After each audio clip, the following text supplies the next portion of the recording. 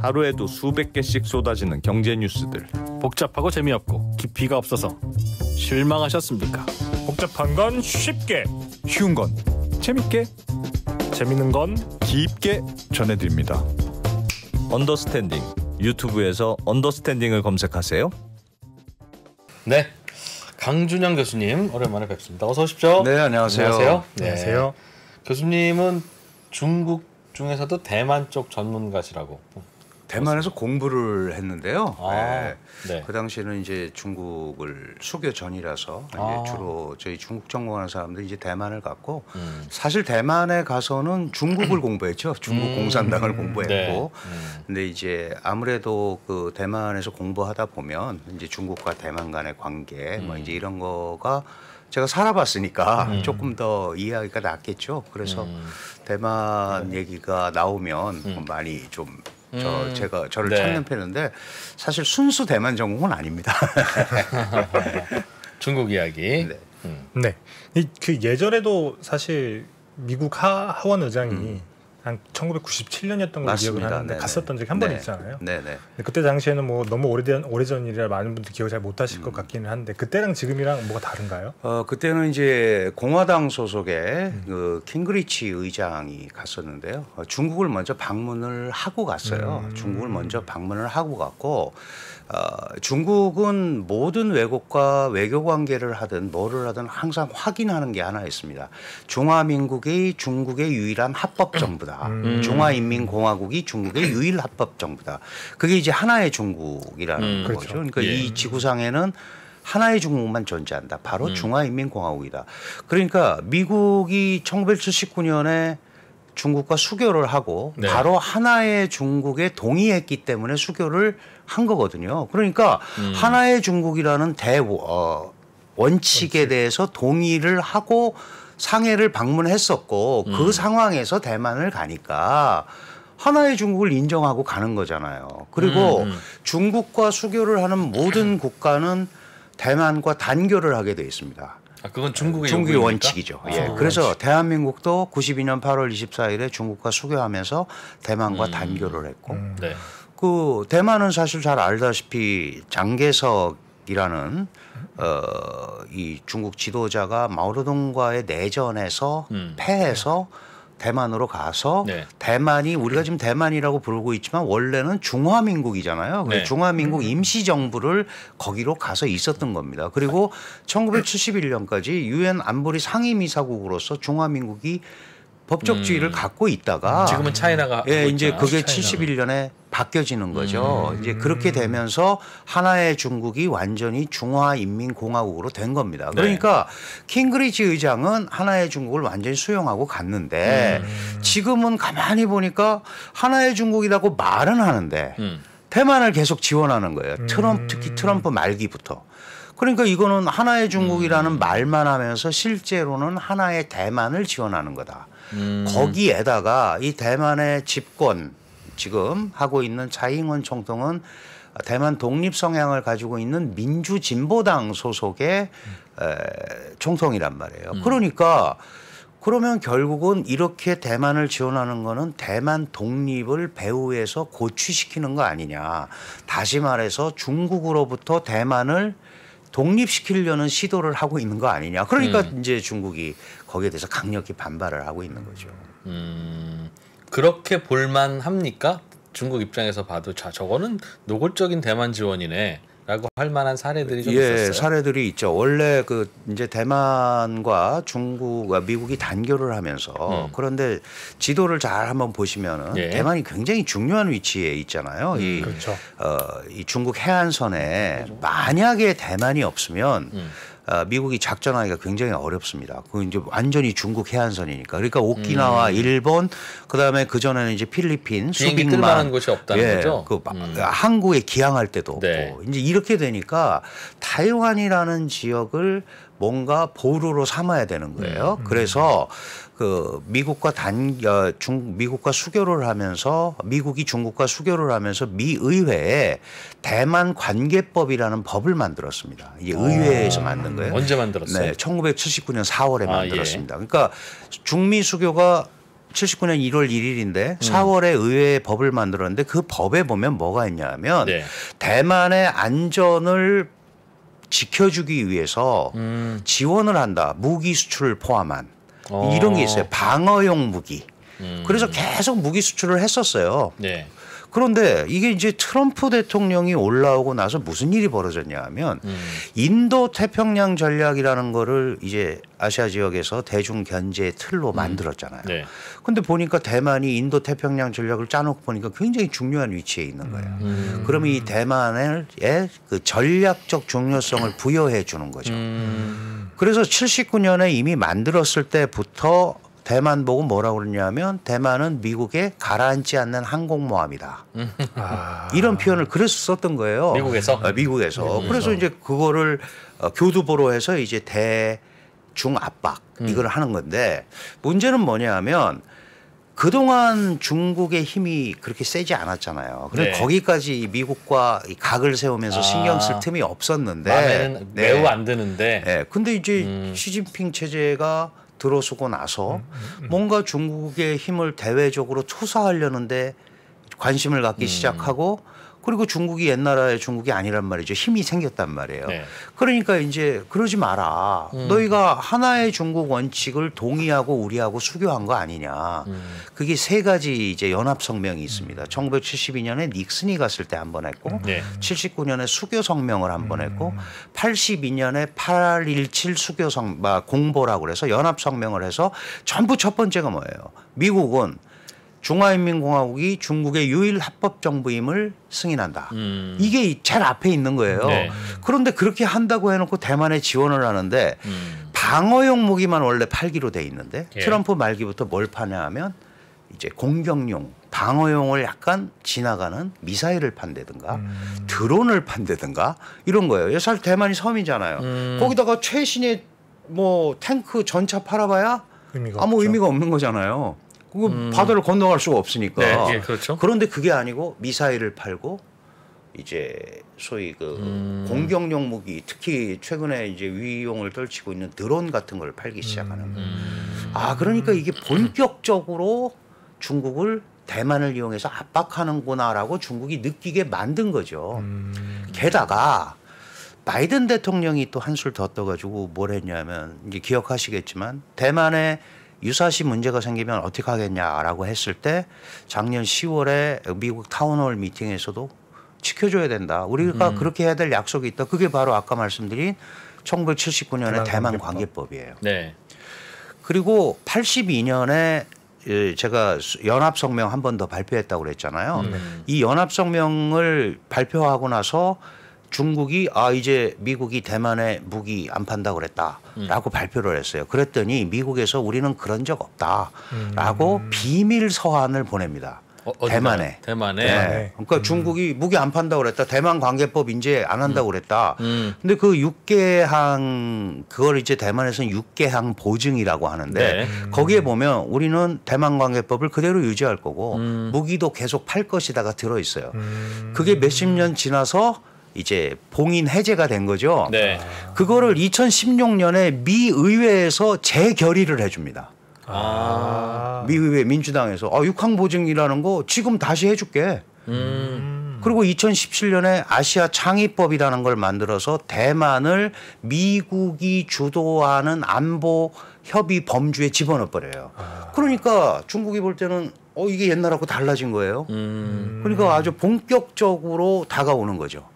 그래서 이런 킹그리치하고 지금 낸시 펠로시하고 완전히 다르고 그리고 이거는 무슨 뭐 하원 의장이라서 그러는 게 아니고 미 의회의 인사가 예를 들어서 바이든이나 트럼프는 행정부잖아요. 네. 그렇죠. 행정부는 행정부로서의 그걸 할 수 있는데 이게 의회에서마저 대중 압박을 행정부와 같이 해서 하는 어떤 그런 흐름을 보여주는 사례란 말이죠. 거기다가 권력 서열이 3이란 말이에요. 그리고 예를 들어서 대통령이 유고가 되면 부통령 그다음에 하원 의장이죠. 근데 또 이 낸시 펠로시라는 사람은 잘 아시다시피 대중 강경론자입니다. 네. 뭐 옛날부터 천안문 사태 났을 때 유명하더라고요. 헌화해가지고 뭐 또 뭐 구금은 아니고 하여간 네. 이제 그 제지당하고 네. WTO에 중국이 가입하려는데 그거 받으면 안 된다라고 주장했고 달라이 라마하고 가깝게 지내고 그다음에 그 지난번 베이징 동계올림픽에 외교적 보이콧을 주도한 사람이에요. 그러니까 여러 가지로 이제 속된 말로 미운 털이 박혀 있는데 중국 정부 입장은 기분 안 좋네요. 그런데 그렇죠. 대만을 가서 이런저런 얘기를 하려고 하니까 중국이 더 이제 긴장을 하고 더 과도한 반응을 보일 수밖에 없는 그런 여러 가지 조건이 돼 있는 거죠. 원래 4월에 가려고 그랬는데 코로나 걸려서 못 가고 이번에 간 겁니다. 말씀 들어보니까 중국이 화낼만 한 것 같은데요? 그렇죠. 중국 입장에서 충분히 그렇습니다. 그러니까 예. 뭐 유치원생 같은 질문이지만 야 누가 잘못한 것 같니? 그러면 미국이 잘못했네요. 어쨌든 약속은 했으니까. 근데 문제가 뭐냐 하면 미국이 하나의 중국 원칙을 이제 인정을 하면서 뭐라고 그랬냐면 우리는 하나의 지금도 마찬가지입니다. 하나의 네. 중국 원칙을 그대로 지킨다. 그런데 하나의 중국 원칙을 지키는 전제가 있습니다. 어느 일방이 네. 일방적으로 현재 중국과 대만 간의 관계를 깨트리는 행위는 용납하지 않는다. 당시에 중국과 예. 대만 관계가 유지되는 전제하에 전제하에. 그러니까 사실상의 현상 유지 정책이란 말이에요. 그럼 두 개 예, 중국인데 그러니까 앞뒤가 잘 이제 맞네요. 중국에서는 뭐라고 그러냐면 이건 실질적인 하나의 중국, 하나의 대만 정책이다. 그걸 이제 일중일대라고 합니다. 예. 그러니까 하나의 중국이 아니고 하나의 중국, 하나의 대만 정책. 그걸 해온 거예요. 그걸 우리가 이제 미국의 양안 외교 정책을 보고 전략적 모호성이라고 표현을 하는 겁니다. 그런 거기 때문에. 그런데 지금 미국은 그럼 왜 그러느냐? 네. 지금 중국의 여러 가지 행태를 보니 무력으로 침공하려고 그러고 강압적 방법으로 대만을 통일하려고 하는 걸 보니 이거는 어느 일방이 일방적으로 현 상황을 변화시키려고 하는 거 아니냐. 그러니까 내가 지켜줘야겠다 이거예요. 그럼 중국의 어떤 행동이 미국의 입장에서는 그런 명분이 됐을까요? 예를 들면 계속해서 이제 대만이 자신의 영토고 뭐 대만 해협도 마찬가지고 남중국해도 마찬가지고 그걸 하면서 이건 우리의 주권 범위에 들어가는 거죠. 이제 중국의 입장에서는 대만은 중국의 분할할 수 없는 영토의 일부분이다라고 얘기를 하는데 왜 대만과 계속 관계를 가지면서 계속 대만을 지원하느냐. 그러면 이거는 대만을 중국에서 걷어내려고 그러는 거 아니냐. 이건데 문제는 그러면 대만이 나는 중국이랑 같이 가야겠다 그러면 그게 이제 문제가 이상하게 꼬일 수 있는데 문제는 뭐냐 하면 대만이 특히 차이잉원 정부, 민진당 정부는 중국하고 거리두기를 자꾸 하려고 하잖아요. 네. 그렇죠. 중국으로부터 벗어나려고 한단 말이에요. 벗어나려고 하는데 이 마침 이 바이든 행정부 그다음에 낸시 펠로시 같은 사람이 민주, 인권, 자유, 가치 이런 거를 강조를 하니까 대만은 어쨌든 선거에 의해서 정권 교체를 하고 네. 야당이 있고 산업화와 민주화를 달성한 보통 이제 산업화 민주화 얘기할 때마다 한국과 대만을 꼽잖아요. 대만이 국제사회에서 국가로 인정하는 나라는 14개 나라밖에 없습니다. 우리도 대만을 국가로 인정하지 못하죠. 그렇죠. 왜냐하면 중국과 수교를 했기 때문에. 그만큼 그 국제적인 위상을 가지고 있는데 최근에 특히 이제 코로나 창궐 이후에 TSMC의 중요성이 굉장히 커진 거예요. 예. 그러니까 미국이 보면 안보적 차원에서 인도 태평양 전략에서 굉장히 중요한 역할. 그러니까 다시 말씀드리면 중국 견제에서 그걸 할 수 있고 또 경제적으로도 반도체. 미국이 생각하고 있는 반도체 패권의 아주 핵심이 될 수 있다. 이러니까 경제와 안보에서 굉장히 중요한 그 축을 형성을 하고 있고 그다음에 대만 관계법에 의해서 지원을 하고 대만의 안보를 지켜준다고 했는데 중국의 이러한 지속적인 대대만 압박을 미국이 제어해주지 못한다면 믿을 수 없는 국가가 되는 거잖아요. 그럼 한미 동맹도 위험한 거 아니냐? 미일 동맹도 미국이 저러다 손 싹 빼면 어떡해? 그런데 여러분 잘 아시다시피 이번에 우크라이나 전쟁에서 막 엄청나게 해줄 것처럼 했다가 지금 결과적으로는 그냥 니네 둘이 싸워 이렇게 돼버렸잖아요. 그게 사실 국제적인 신뢰를 바이든이 좀 잃었단 말이죠. 근데 이런 거가 이제 더 좋은 기회가 되는 거예요. 우리가 다시 꼭 신뢰 그런 게 회복? 아니다. 그런 부분도 들어가 있고 낸시 펠로시 같은 경우는 이제 본인의 경력도 있는 데다가 거기에 뭔가 이 미국이 주도하는 글로벌 가치 외교의 선봉에 선다라는 또 상징적 의미가 있잖아요. 이제 그런 부분들이 이렇게 그 뭉쳐져서 이번에 방문을 한 거다 이렇게 봐야 될 것 같아요. 진짜 복잡하게 꼬여 있네요. 예, 진짜. 꼬여 있습니다. 네. 그러니까 애초에 제가 이해하기로는 미국과 중국이 수교를 하면서 중국은 오케이 그럼 하나의 중국 인정? 예스 미국이. 그런데 중국의 그 질문은 지금 대만이 저렇게 있지만 하나의 중국이라는 건 우리랑 합친다는 뜻이니까 1가구 2주택이 아니라는 뜻이니까 단일 가구를 합친다는 뜻은 나중에 결국 우리가 대만 점령할 거야 라는 말인데 거기에는 예스를 해놓고 또다시 대만에 대해서는 우리가 지켜줄게 네. 현 상태 유지할 수 있게 해줄게 라고 한 입으로 두 말 한 그러니까 느낌이 이제 드는데 네, 표면적으로는 중화인민공화국이 중국의 유일한 합법 정부다라는 거를 인정한 거예요. 네. 그러니까 그 이후에 어떻게 되는 얘기는 미국은 안 했다는 거죠. 지금 현재 상태에서 중화인민공화국이 중국의 유일한 합법 정부라는 거를 인정을 했고 그거는 인정? 네, 그거는 인정. 그거는 지금도 얘기하잖아요. 우리의 하나의 해석에. 중국, 예, 하나의 중국 원칙에는 변함이 없다. 그러나 어느 일방이 이 현상을 일방적으로 바꾸는 데 대해서는 반대한다. 그런데 중국은 또 거꾸로 얘기하는 거예요. 지금 잘 되고 있었는데 미국이 대만을 세게 말하네. 지원하면서 현상을 바꾸려는 거 아니냐. 야, 그러니까 머물러서겠다 그러네요. 이거예요. 네. 이렇게 보면 이렇고 저렇게 보면 그렇습니다. 인정하지만 뭐 승인하진 않았다. 뭐 이런 표현을 하더라고요. 예, 맞습니다. 예. 그러니까 하나의 중국이라고 하는 이 컨셉이 중국이 생각하는 하나의 중국과 좀 다를 수밖에 미국이 없죠. 생각하는 하나의 유일한 중국. 합법 정부 컨셉과 다를 수 있죠. 좀 네. 다르네요. 그렇습니다. 근데 그건 중국과 대만도 똑같아요. 1992년에 하나의 중국 원칙에 동의를 한 거를 이제 우리가 구이 컨센서스라고 하거든요. 네. 그러니까 당시 대만 국민당 정부입니다. 국민당 정부는 뿌리가 중국 대륙에 있고 공산당한테 져서 넘어왔는데 그렇죠. 그래서 그게 하나의 중국에 대한 합의를 한 거예요. 근데 차이잉원 정부는 하나의 중국 자체를 부정합니다.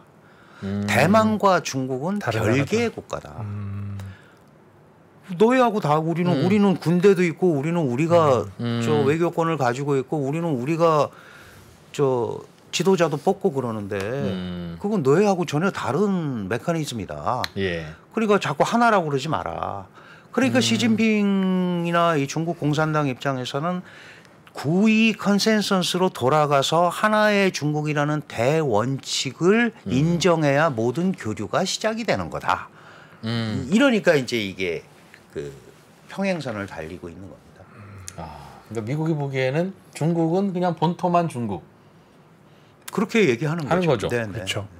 그리고 우리는 처음부터 그 컨셉이 바뀐 적이 없는데 라는 얘기를 하는 거고. 맞습니다. 중국 입장에서 보면 대만까지도 중국. 예, 그러니까 대만은 중국의 분할할 수 없는 영토의 일부분이고 예. 이거는 국제사회가 개입한 게 아니고 국민당과 공산당 간의 내전에 의해서 국민당이 대만으로 이주한 거기 때문에 이거는 내정 문제다. 그러니까 내정에 간섭하지 말라는 얘기를 계속하는 거예요. 중국 입장에서는. 예를 들어서 한반도 분단은 유엔 안보리가 들어왔고 근데 네. 거기는 그게 없는 거예요. 자기네끼리 한 거니까 이게 순수 국내 문제인데 왜 미국이 여기에 끼어들어오느냐 그 얘기입니다. 들여다보면 어렵습니다 이거 그래서. 그 처음에는 뭐 간에만에 되게 논란이 많았었잖아요. 그래서 사실 처음에 바이든 대통령도 이게 뭐 가지 않는 걸 권장한다 뭐 그런 맥락의 발언을 하다 최근에 뭐 지지한다로 뭐 네. 말을 바꾸기도 했고. 그렇습니다. 근데 또 어쨌든 반대가 많았음에도 불구하고 또 낸시 펠로시 하원 의장은 본인의 그 욕심대로 강행을 했고 뭐 이유가 따로 낸시 펠로시는 처음부터 가려고 마음을 가졌던 것 같아요. 예, 그리고 이제 자기가 그 대륙 그 중국에 대한 일종의 쓴소리를 하는 여전사로서 꼭 여자 이런 개념이 아니더라도 예. 뭔가 강력한 메시지를 전달할 수 있는 사람으로서 국제적으로 중국의 잘못을 지적해야겠다는 생각을 계속 갖고 있었는데 예. 문제는 이제 바이든 대통령과 시진핑 시진핑 간에 뭐 전화 통화도 있었고 화상회담도 있고 그랬잖아요. 네네. 근데 그동안 바이든 대통령이 사실 조금 밀렸어요. 얘기를 들어보니까 예를 들어서 대만 문제 그렇게 하면 안 된다라고 그랬을 때 뭐 바이든이 잘 관리하겠다 이런 정도의 얘기를 계속 했었단 말이죠. 그래서 미국 국내에서 일정 부분 너무 유약한 거 아니냐. 바이든이 네, 중국에 대해서 이제 그런 얘기를 들었었죠. 그리고 바이든은 일단 트럼프 같이 거칠게 접근을 하지 않았잖아요. 네. 민주, 자유, 가치, 뭐 동맹과 가치 이런 거를 갖고 가다 보니까 그게 트럼프처럼 관세 빵 때려서 뭐 되네 안 되네 이렇게 그 피부에 와닿지가 잘 않은 거죠. 동맹을 규합해서 그렇게 하겠다 이렇게 자꾸 얘기를 하니까. 그런데 처음에는 군부가 별로 환영하지 않는다, 적절하지 않다고 본다라고 했다가 11월 8일 날 선거도 해야 되고 공화당이 또 바이든이 너무 유약하다고 바이든을 막 공격하기 시작했어요. 그러니까 태세 전환을 하는 거죠. 어차피 지금 이러면 완전히 만약에 이 상황에서 중국이 반발한다고 낸시 펠로시가 똑같이 민주당 의원인데 못 가게 되면 민주당이 중국에 굴복하는 모습을 보여주는 거고 그러면 그렇지 않아도 경제도 안 좋고 여러 가지가 안 좋은데 이게 그 미국의 소위 선거민들한테 좋지 않은 영향을 끼칠 거다. 이제 그런 생각도 하는 거예요. 그러니까 더 이상 뒤로 물러서는 약한 모습을 안 보여줘야겠다라는 생각을 하게 됐고 그렇게 하다 보니까 아니 미국은 행정부와 의회가 분리돼 있고 미국은 의회 민주주의 국가고 그렇죠. 의회의 의원이 간다는데 내가 어떻게 할 수 없다 이렇게 이제 완전히 바꾼 거예요. 그러면서 또 군용기를 내줬단 말이에요. 그렇죠. 그리고 이제 항모가 호위하고 항모가 호위를 한단 말이죠. 이게 뭔가 이상한 거 아니냐. 근데 미국의 답은 그거죠. 미국의 국민이 가서 안전을 위협받으면 우리는 지켜줄 의무가 있다. 그렇죠. 또 그렇게 가는 거예요. 그러니까 중국은 병 주고 약 주고 당하는 것처럼 보이는 거죠. 이제 이런 것들이 에스컬레이팅이 되면서 이제 중국도 큰 소리는 다 쳐놨고 물러나기도 어렵고 막 이렇게 해서 결국 이제 이런 상황까지 오게 된 거죠. 어떡하죠? 사실 시진핑 주석이 불장난하면 타 죽는다.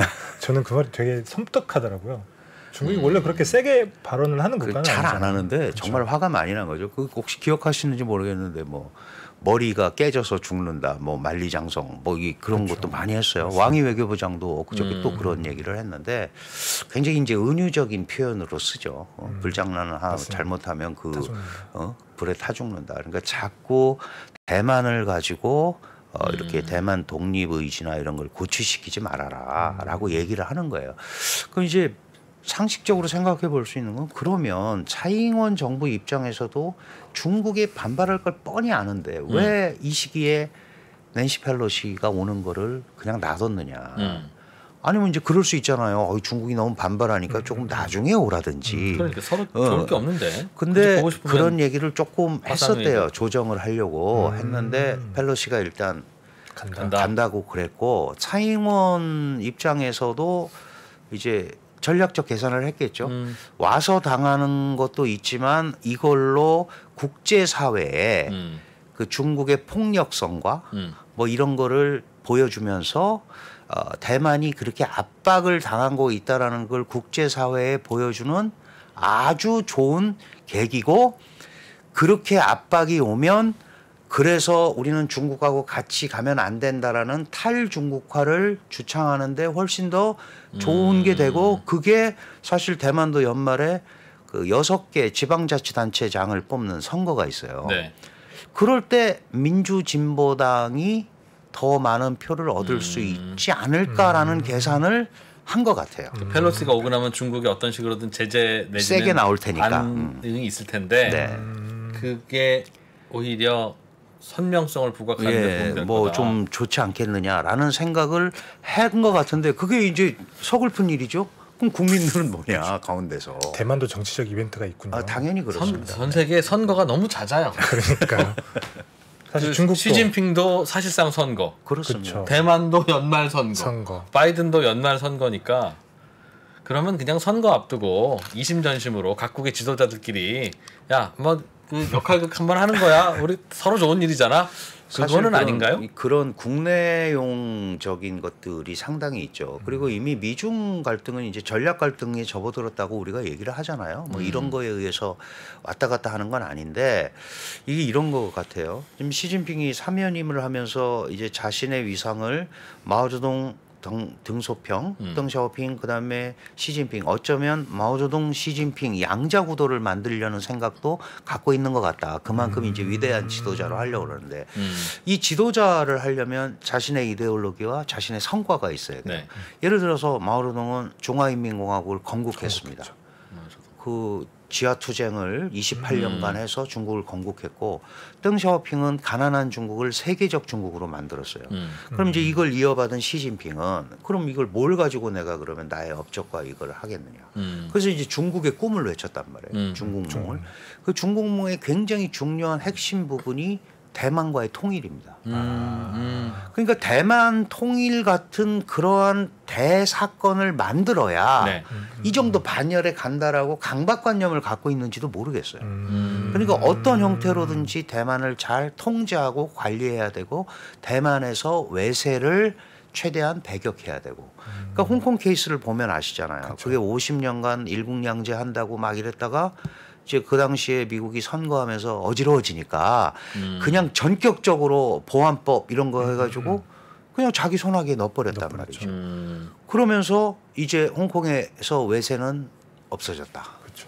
이렇게 얘기하는 거예요. 그러니까 지금 양안 문제에 미국이 강력히 개입해 있기 때문에 미국의 입김을 최소화하고 중국이 주도하는 시스템을 만드는 게 시진핑의 목표인데 또 그렇게 돼야 이 소위 그 통일 대업을 완성할 수 있는데 미국이 너무 강력하게 그것도 체계적으로 미국 내부는 물론이고 바깥의 민주 동맹을 규합해서 압박을 하려고 하니까 이게 이제 중국으로서는 거센 반발을 할 수밖에 없는 그런 구조가 되는 겁니다.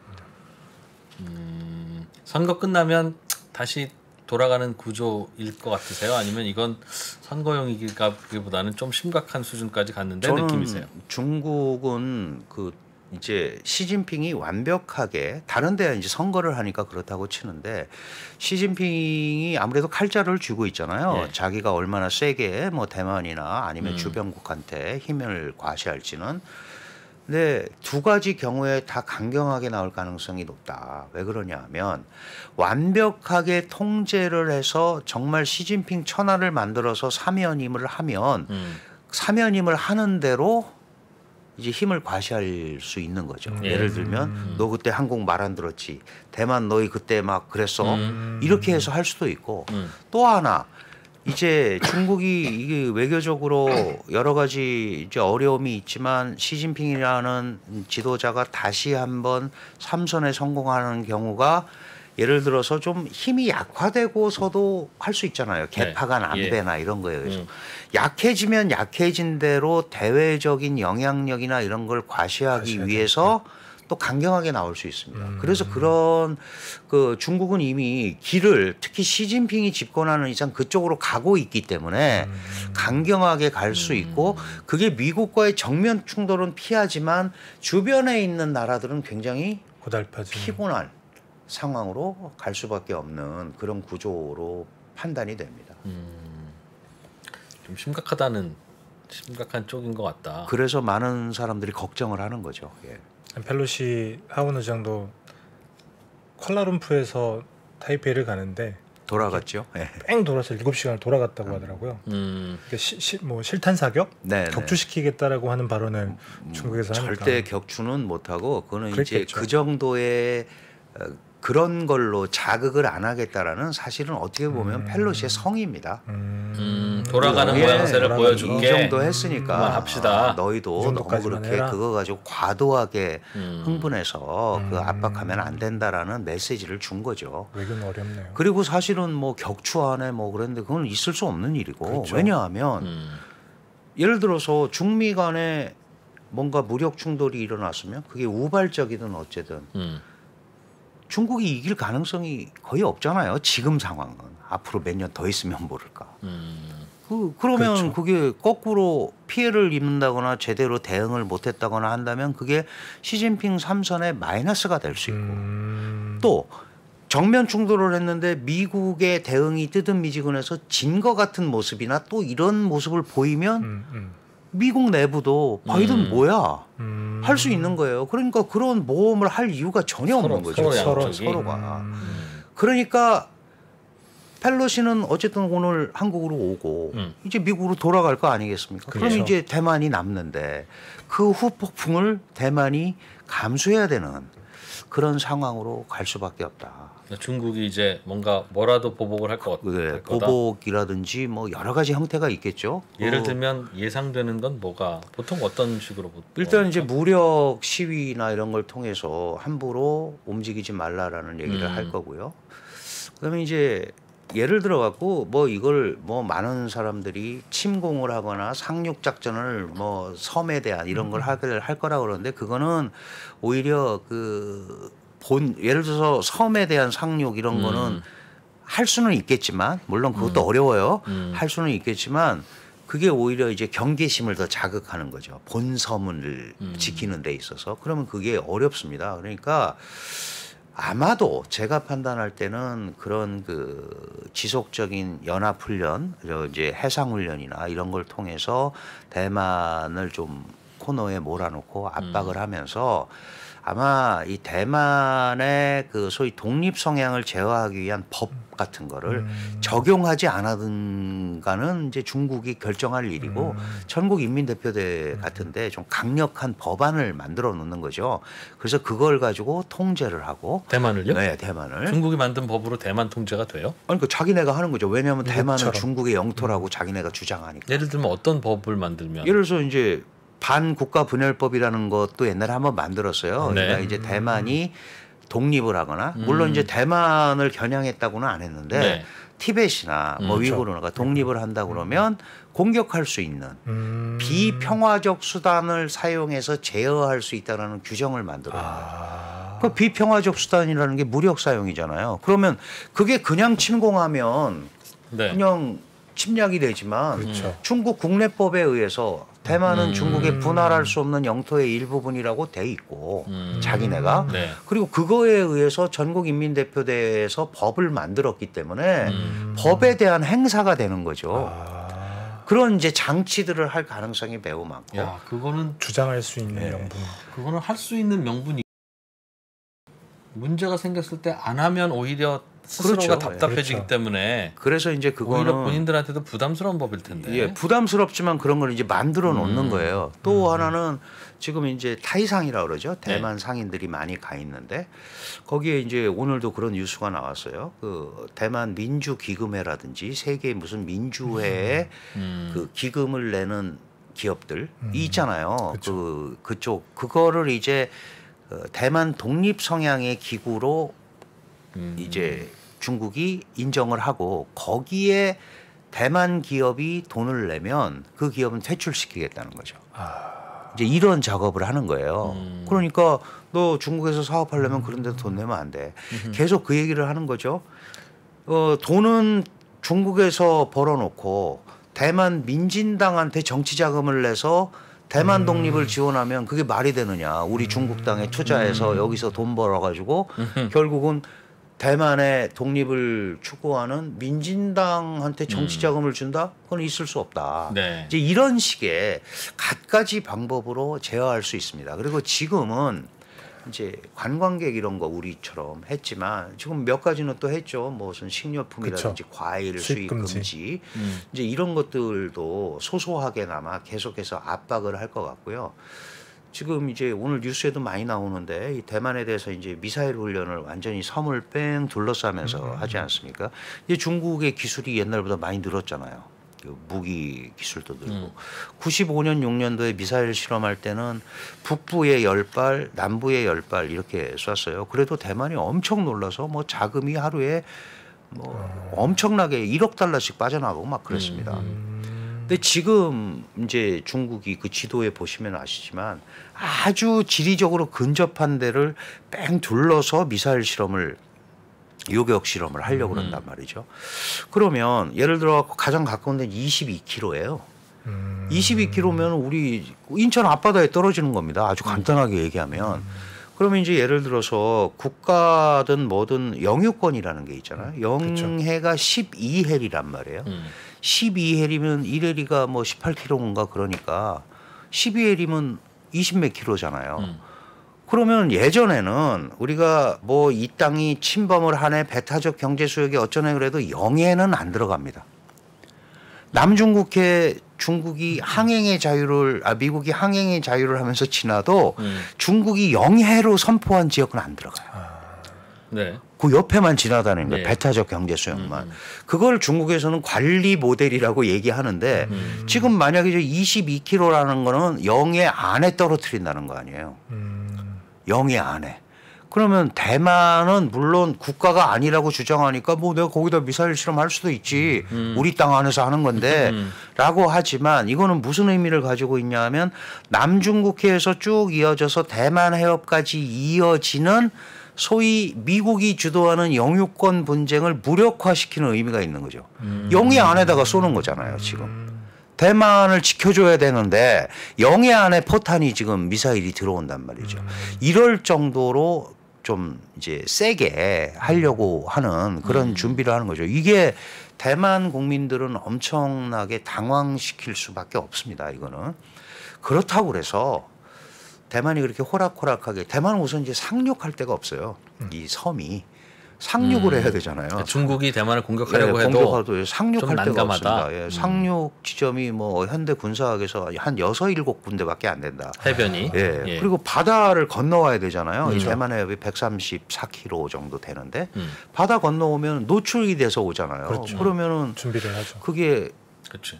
보이는 거지 않습니까? 거북선 출동이지. 예. 그래서 그게 그렇게 완벽하게 제어하기 전까지는 한 번에 오기는 어렵다. 물론 이제 미사일을 송에 뭐 쏴서 대만을 초토화시킬 수 있는데 그거는 마찬가지로 대만도 미사일이 있습니다. 대만은 세계 8번째 크루즈 미사일 자체 개발국이에요. 크루즈 미사일을 순항 미사일을 자체 개발한 나라거든요. 물론 이제 미국이 그 기술을 줬죠. 네. 그러면 상해나 베이징도 그만한 타격을 감수해야죠. 그래서 그런저런 상황을 볼 때 지금은 그런 걸 가지고 중미 간의 무력 충돌은 물론이고 중국과 대만 간에도 무력 충돌이라는 게 뭐 일방적으로 중국의 대만 침공이 더 강하겠죠. 뭐 러시아가 우크라이나 침공한 네. 것처럼 예. 그런 형태인데 그게 지금은 아직은 아닌 상황이다. 중국도. 이렇게 봐야 될 것 같습니다. 아까 잠깐 말씀하시긴 했는데 지금은 대만산 뭐 공산품, 뭐 과자 이런 것들 수입 금지하겠다라고만 했지만 뭐 예를 들면 히토류라든지 왜냐하면 대만 같은 경우에도 굉장히 제조업 국가이기도 하고 우리나라보다 훨씬 더 중국에 의존적인 그렇습니다. 경제 제재는 조금 효과가 그 많이 있지 본격적인 경제 제재는 하기 어렵습니다. 왜냐하면 그 TSMC라는 반도체를 받아야 그 되니까. 첨단 7나노급, 뭐 5나노급을 중국이 대만에 굉장히 의존을 합니다. 네, 네. 그런 반도체는 이제 그 비행기로 파샬로 해갖고 홍콩으로 넘어가거나 뭐 복건으로 넘어가서 바로 예. 이제 공장으로 가기 때문에 그 부분이 없으면 지금 중국도 굉장히 어렵죠. 그래서 그런 표면적인 양자 간의 갈등이 굉장히 첨예대화하는데도 반도체 얘기는 둘이 굉장히 안 합니다. 그런 거 발견 못 하셨어요? 저 정도 되면 뭐 반도체 저거 확 그럴 텐데 서로 안 해요. 왜냐하면 대만도 중국에 그 반도체를 팔아야 한 40% 이상을 팔잖아요. 그렇죠. 그 팔아야 먹고 사는 거고. 그렇죠. 그리고 중국도 받아야 그 되니까. 저쪽도 받아야 그걸 갖고 물건이 되는데 문제는 TSMC가 애리조나에 뭐 몇십 조를 그렇죠. 투자해가지고 만드니까 저것도 우리 손을 벗어나려고 그러니까 이 조급함이 더 막. 예. 중국도 있어요. 그래서 그런 부분에 대한 직접적인 경제 제재는 그렇게 쉽지가 않다. 그리고 그 사실 대만이 중국 전체를 놓고 보면은 작지만 네. 상해시 경제보다 훨씬 큽니다. 그렇죠. 경제 규모가. 그러니까 그 정도의 경제 규모를 가지고 세계 18위권인데 유럽에 있으면 굉장히 큰 나라잖아요. 그렇죠. 인구도 그렇죠. 2,300만이고. 근데 거기 붙어 있어가지고 힘을 못 쓰고 있는 건데. 어? 그나마 지금 이제 반도체라는 이 첨단 기술을 갖고 있기 때문에 나름대로 그걸 가지고 중국으로부터 자신을 지키는 무기가 되고 있는 겁니다. 그래서 그걸 가지고 미국과 소위 취포 이런 거를 하면서 이제 딜을 하면서 중국과도 뭔가 그런 중간자적 이런 걸 찾으려고 이제 야. 대만도 머리를 쓰고 있는 거예요. 복잡하네, 복잡해. 외신에는 이런 얘기도 있더라고요. 그러니까 해상 봉쇄를 하게 되면 사실 대만 같은 경우에도 원전을 탈원전을 했고 탈석탄을 했고 그래서 신재생 에너지 만든다고 해서 천연가스 발전이 굉장히 비중이 높은데 맞습니다. 해상 봉쇄를 해서 이게 천연가스가 못 들어가게 막으면 내부에서부터 조금 그렇죠. 혼란이 생길 수 있는 거 아니냐. 보통 이제 크게 그걸 안 하고 그 할 수 있는 그 이제 피를 덜 흘리고 할 수 있는 게 해상 봉쇄인데 해상 봉쇄는 지금 보면 공해상을 봉쇄를 해야 되잖아요. 네. 미국의 그쵸. 원칙은 퍼블릭시를 봉쇄하는 거는 국제법적으로 안 되는 거죠. 대만이 섬나라인데 중국이 어떻게 해상을 봉쇄해요? 근데 이제, 던져서 아니 포위해야 그러니까 이제 되는데? 자기네가 못 들어가게 막고 강압적 수단으로 이제 해상 봉쇄를 하겠다는 건데 그거는 전쟁하자는 얘기죠. 그거는 진짜 그럼 해군 출동해야지. 훨씬 크죠. 이번에 6개 구역을 뭐 항행 금지 구역으로 선포를 하고 뭐 막았다고 하는데 그거는 다른 얘기인 건가요? 그거는 이제 자기네가 한 건데 본인들이? 들어가면 그런 거고 우리도 여기서 사격하니까 들어오지 말라고 그러니까 총 맞을까 봐 안 들어가는 거고 그게 국제법적으로는 인정이 안 되는 거예요. 그거는 왜냐하면 대만의 영해고 그렇죠. 미국이 중국과 수교하면서 그 제가 말씀드렸잖아요. 134km밖에 안 된다고 대만 해협이.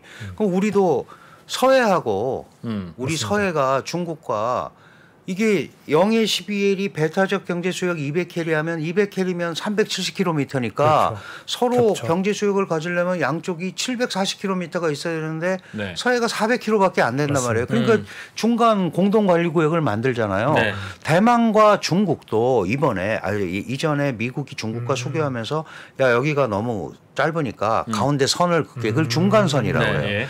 그럼 중국도 지금까지는 요 중간선을 안 넘어왔어요. 거기 근처에서만 왔다 갔다 했는데 지금 이제 넘어왔다 갖고 막 이러는 거예요. 그러니까 이제 이런 게 위협이 되는 거죠. 옛날에 하지 않았던 거를 지금 하니까. 그래서 이런 것들이 장기화되면 이거는 물론 이제 국제법보다는 미국과 중국의 일종의 뭐 묵계처럼 썼던 거고 대만도 거기에 우리 꼭 남방 한계선, 북방 한계선 이런 거예요. 서로 자기 주장하면서. 그러니까 공격의 빌미가 될 수는 있는 거예요. 될 수는 있는 건데 이런 부분들도 중국은 우리가 여기서 할 거니까 오지 말라고 자기네가 얘기했고 거기에 피해자가 될까 봐 안 들어가는 거지 국제법적으로는 안 되는 거죠. 그런 겁니다. 큰일 머리가 나. 더 복잡해지신 거 아니에요? 괜히 들었어요. 너무 안 어렵습니다. 들었으면 그냥 오늘 저녁 편하게. 아 이거 참. 저희 잠깐 한 1분만 쉬었다가 다시 돌아오겠습니다. 네, 한국외대 강준영 교수와 함께 중국, 대만, 미국 이야기를 하고 있습니다. 너무 어렵네요. 중국, 대만, 미국 이야기였으면 차라리 좋겠어. 그냥 그들의 이야기니까. 우리 입장은 남 얘기니까. 그렇죠. 근데 이게 이 하원 의장이 돌아오는 길에 우리나라를 들르잖아요. 네, 우리나라 갔다가 또 일본을 갑니다. 네. 골치 아프다. 일단 그렇게 좀 싸우고 갔으면 그냥 다시 미국으로 바로 갔다가 볼일 다시 있으면 다시 오면. 뭐 줌도 있고 그렇죠. 뭐 저 카톡도 있고 하면 되는데 그러니까 대만 갔다가 우리나라 갔다가 일본 가고 가니까 세트로 한 것 같은 느낌, 묶인 느낌이 들고 중국 입장에서는 그러니까 예를 들면 대만산 과자나 식품의 수입을 이제 안 하겠다 중국이. 그럼 대만을 제재한 거잖아요. 네. 대만이 잘못한 건지 미국이 잘못한 건지 모르지만 아무튼 너희들도 그럼 오지 말라고 했어야지 그거 온다고 그럼 예 하면 되냐라는 취지라면 한국 제품, 일본 제품에도 똑같은 제재를 해야 균형이 맞지 않습니까? 그런 근데 이제 이 분위기상에는 대만은 자기네 영토니까. 네. 근데 한국이나 뭐 일본은 중국 영토는 아니잖아요. 그러니까 이제 자기네 영토에 예, 미국 자기- 하원 의장이 왔으면 그럼 미국한테 뭐라고 해야지 왜 자기네 영토에 과자를 안 사간다고 그러냐는 거예요. 왜? 이게 이제 항상 그게 문제인 거죠. 중국 같은 경우 우리가 이제 단순하게 사드 문제를 놓고 보더라도 사드는 주한미군 기지에 미군이 배치한 미군이 운영하는 그렇죠. 미사일 시스템이에요. 요격 시스템인데. 근데 한국한테 자꾸 뭐라 그런단 말이죠. 사실 뭐 우리가 그 소통의 문제도 있었지만 사실 당사자는 미국이잖아요. 그럼 미국한테 얘기하는 게 맞는 거죠. 그런데 항상 저런 식으로 얘기를 하는 겁니다. 그래서 제가 지금 이제 우려하는 게 예를 들어서 펠로시가 떠나고 나서 대만에 대한 압박을 어느 정도로 할지 어느 정도로 수위 조절을 할지는 모르지만 어쨌든 미국한테 못하는 것들에 대한 일정 부분은 대만한테 해야 화풀이하는 그렇죠. 느낌. 화풀이. 그걸 해야 시진핑이나 중국 공산당도 지금까지 해왔던 게 합리적이었다라는 거를 드러내는 거죠. 그렇죠. 봐라, 미국이 우리를 저렇게 압박을 하기 때문에 내가 나서서 싸우는 거고. 그래서 그 대만도 자꾸 그냥 놔두니까 미국으로 가려고 그러지 않냐. 저게 우리 영토고 우리 사람인데. 네. 그러니까 쟤네를 끌고 오기 위해서 우리가 때로는 강압적인 방법을 쓸 수도 있고 이런 거에 정통성, 합법성을 찾기 위해서 또 하는 거예요.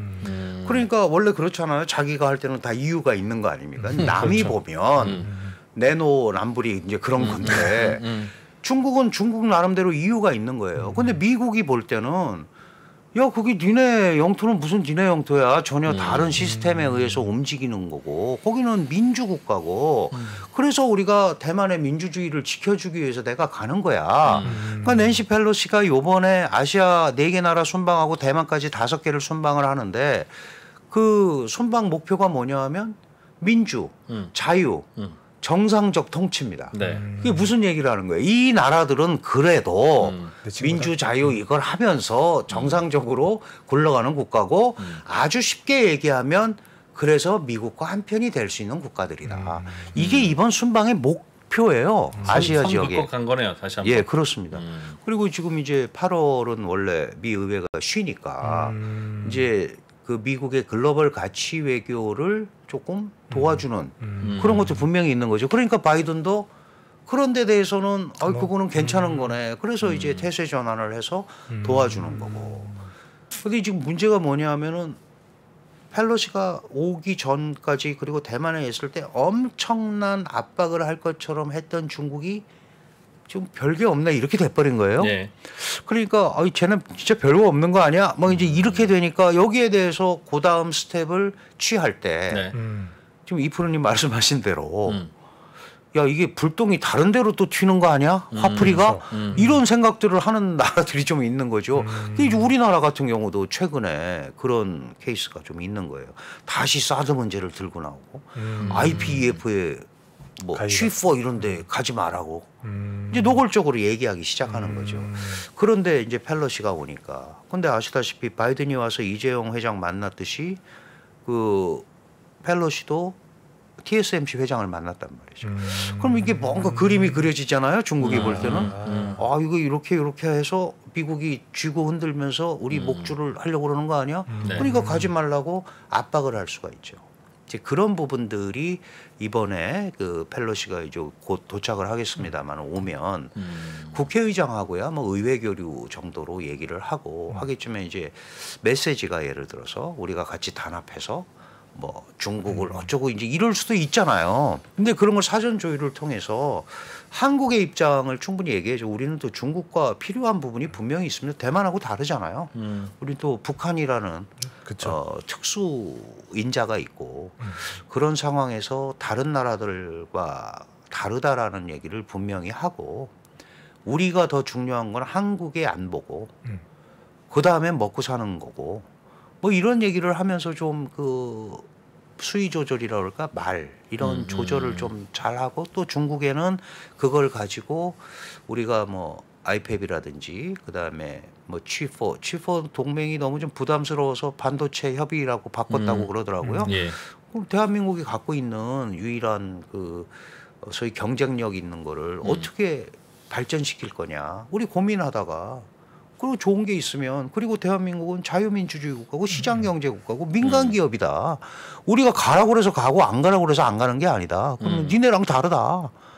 기업이 선택할 건데. 그렇죠. 뭐 이런 식으로 좀 뭐 뻔한 얘기지만 좀 이렇게 완곡한 그 우회적 설득을 계속하는 수밖에 없다. 이 기준점을 올리는 게 제일 중요한 것 같아요. 기준점. 그게 무슨 말씀이죠? 무슨 말씀이냐면 예. 예전에는요 우리가 대만 해협의 안정과 평화 이런 말을 작년 사실 문재인 바이든 회담에서 처음 나온 거예요. 작년 5월 22일. 거기에 한미 공동성명에 하나 들어가니까 네. 그 다음부터는 그게 계속 들어가는 거예요.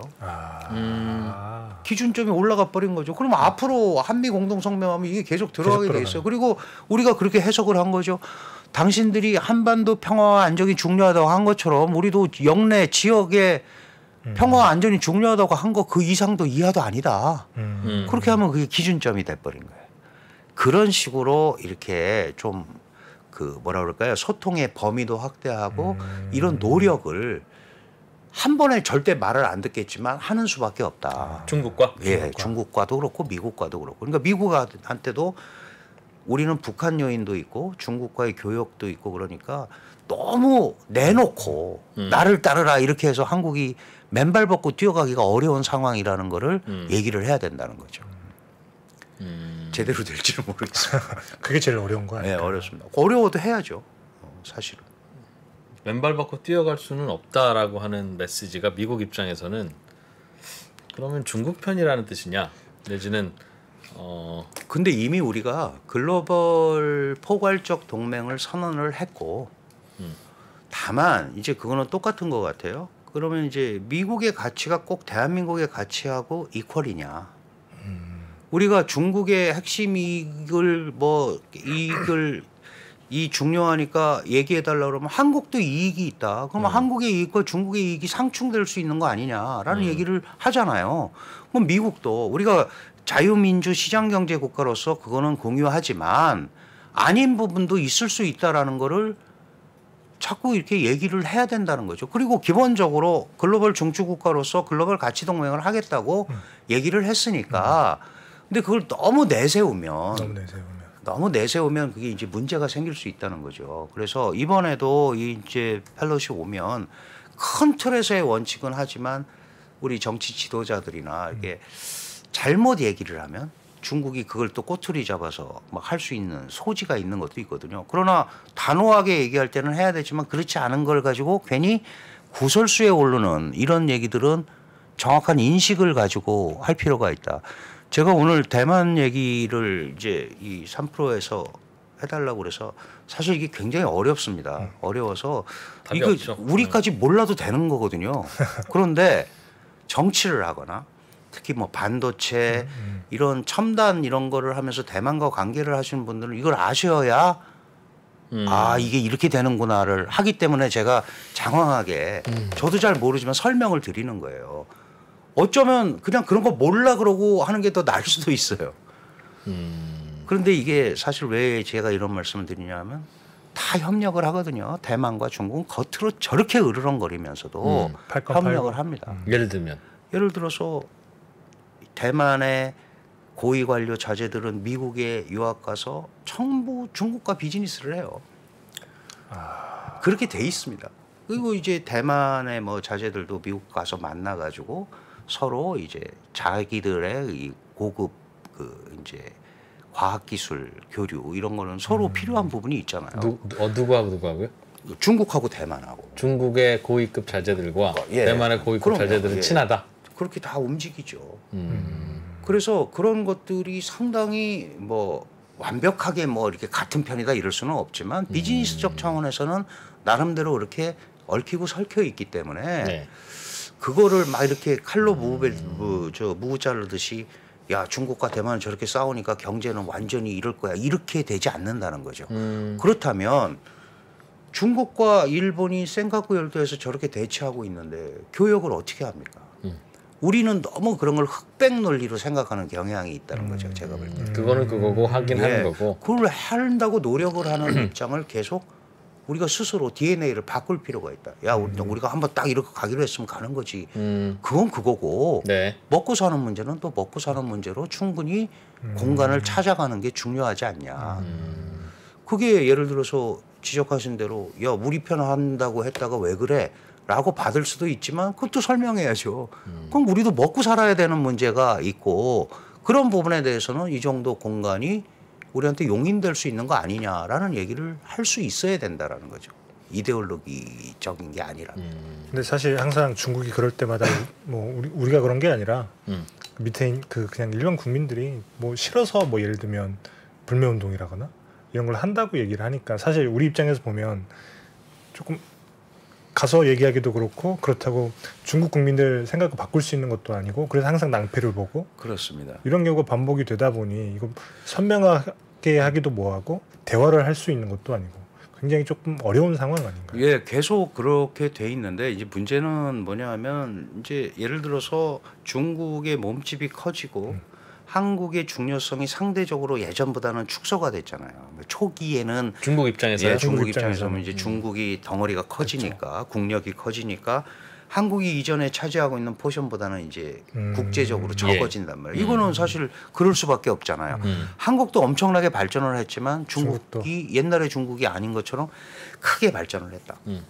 그렇다면은 어느 부분에서의 협력이 가능한지를 우리가 얘기를 해야 되는데 지금 예를 들면 중국은 우리 보고 뭐 미국과 중미 관계에서 한국의 역할 맨날 이런 것만 얘기하고 있다 이거죠. 그 중미 관계는 전략 경쟁이고 자기네가 대국이라고 그러니까 그건 우리가 어떻게 해서 되는 게 아니잖아요. 그렇죠.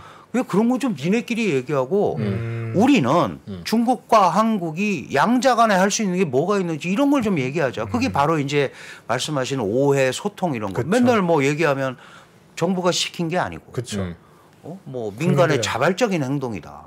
맨날 이러고 넘어간단 말이죠. 이렇게 여론이 나빠지는 거는 한국 언론 때문이다. 그렇게 할 문제는 아니라는 겁니다. 조금 신경을 쓰면서 그런 걸 얘기를 하고 양자 간의 문제들을 하나씩 만들어 가야 뭔가 좀 방향이 생기지. 그걸 이제 중국말로는 국제 대기후라고 그래요. 큰 기후. 네. 큰 기후는 바꿀 수 없잖아요. 그거는 우리가 어떻게 할 수 있는 것도 아니고. 그러나 작은 부분에서의 신뢰 구축이라든지 뭔가 중국과의 신뢰 예, 말씀하신 중국과 거죠? 뭔가를 해나갈 수 있는 게 있다면 그런 노력을 하자라는 거예요. 그런데 그런 걸 안 하면 그냥 이렇게 가는 거죠. 그러면 지금 아시다시피 우리 젊은 친구들은 이유도 없이 중국을 싫어하고 그렇죠. 80몇 %가 부정적이에요. 근데 중국은 왜 그러는지 모르겠다 그러는데 그건 아니죠.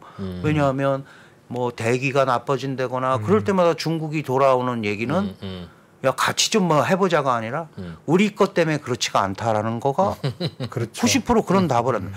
그런 것도 당신들이 이 지역 영내에서 정상적으로 하려면 그런 식의 표현을 써서 가면 안 된다는 거죠. 왜 모든 거를 남한테 이렇게 미냐. 남탓만 하지 네, 마라. 그런 거를 우리가 좀 얘기를 하면 사실은 한국이 중국하고 적대할 이유는 없는 거거든요. 그렇죠. 그렇죠. 장기적으로. 그렇죠. 그걸 가깝게 있고 적대할 이유가 없는데 자꾸 적대하게 만들어 버리는 거예요. 중국이. 예. 지금 보시면 이프로님도 그렇고 우리 김 기자님도 마찬가지지만 우리가 그래도 삼국지에도 읽고 뭐 막 그래서 사자성어에다 지금 젊은이들은 안 읽습니다. 그렇죠. 중국에 대한 무슨 그런 게 없어요. 그냥 싫은 거죠. 예, 그냥 싫다는 거예요. 아이 나 기분 나빠. 한자만 봐도 싫어한다 이거죠. 근데 이렇게 돼가지고는 양국 발전이 쉽지 않다. 그러니까 서로 자기 얘기만 하게 되는 이런 게 반복이 되거든요. 그런 면에서 조금 우리가 서로를 조금 내려놓고 하는 민간 차원이나 정부도 마찬가지고 이렇게 뻗대는 것보다는 그런 작업들이 좀 필요하지 않을까. 그렇게 해서 풀어나가는 방법밖에 없습니다. 앞으로 미국이랑 중국은 계속 혹은 훨씬 더 갈등과 경쟁이 예, 심화가 지금 되겠죠. 이제 종국적으로는 뭔가 구멍을 찾아서 서로 이제 한 발씩 물러나야 될 것 같은데 적어도 11월 선거까지는 이거를 누그러뜨리기는 굉장히 어려운 상황인 것 같아요. 저희는 선거 전에 누그러질 거는 기대도 안 합니다. 이 질문은 결국은 앞으로 중국이 대충 굽히든 미국이 대충 용인하든 그래 우리가 서로 멱살 잡고 싸우면 큰일이지 않냐? 라고 해서 서로를 인정하는 정도가 되면 우리는 괜찮은데 네. 지금 계속 미국이 중국을 압박하는 이유가 트럼프 때도 선거 때문인가? 바이든 때도 선거 뭐 그런 때문인가? 것도 있었습니다. 라고는 생각합니다만 또 어떤 분들은 원래 미국이 넘버 2를 그대로 용인한 적이 없다. 맞습니다. 예. 그냥 피를 봐야 된다라는 거고 일본 정도야 죄송합니다 하고 저렇게 찌그러졌지만 중국이 그럴 것 같지는 않다는 거죠. 네네. 그렇다면 지금은 중간에서 우리가 잘해야 된다라고 말씀을 주시지만 결국 한반도의 지정학적 위치나 여러 가지를 봐서 둘 중에 하나 선택해야 될 순간이 과연 오는 게 아닙니까 하는 질문입니다. 그 선택이라는 게 해서 해결이 될 수 있으면 전 당연히 하라고 합니다. 네. 그런데 지금까지 이런 상황을 보면 선택을 해서 해결되기가 매우 어렵다는 거죠.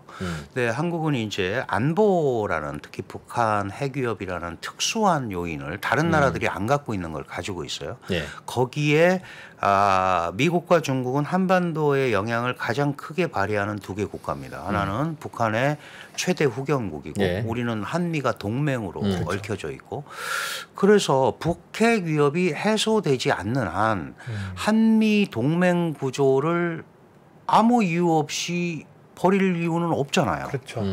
그리고 미국은 한국의 유일 동맹국입니다.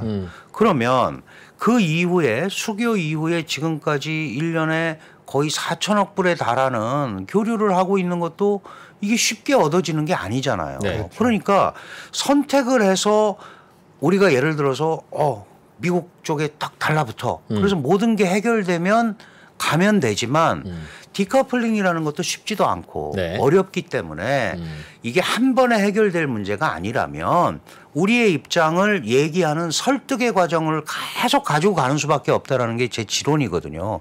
한미 안보에 관한 한 동맹 가치는 그거는 중국도 뭐라고 못합니다. 왜냐하면 그럼 북한 핵위협을 해소시켜줘. 그러면 예. 중국 내가 그걸 왜 해소시켜? 라고 얘기할 거 아닙니까? 그러나 적어도 북한이 핵을 만들어서 생긴 문제인데 중국의 지금까지 행태는 어때요? 북한이 마치 피해자인 것처럼 북한한테 이걸 안 해주니까 쟤네가 저러지 않냐. 북한은 사실 실질적인 가해자입니다. 국제사회의 법칙을 무시하고 핵을 만들어서 그리고 그게 뭐 미국 때문에 그렇다가 우리를 위협하잖아요. 한반도에다 핵 쓸 수 있다. 이게 해결 안 되는데 그럼 대한민국의 안보는 어떻게 하냐.